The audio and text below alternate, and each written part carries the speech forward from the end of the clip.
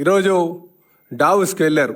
కానీ డావోస్ కన్నా ముందు అమెరికాకి వెళ్ళి, అంటే AP to America, America to Davos వెళ్ళి మరి ఇండస్ట్రియలిస్టులందరినీ కూడా ఆకర్షించి ఈరోజు ఈ రాష్ట్రానికి పెట్టుబడులు తీసుకొచ్చినటువంటి తీరు కూడా మీరు గమనించాలి.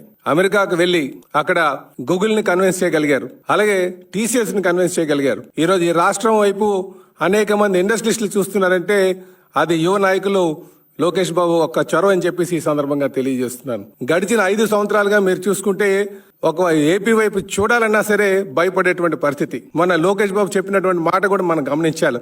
ఒక పేరుగాంచినటువంటి ఇండస్ట్రియలిస్ట్ అడిగినటువంటి మాట, రేపు జగన్ రాడని నమ్మకం మీరు చెప్పగలరా అని.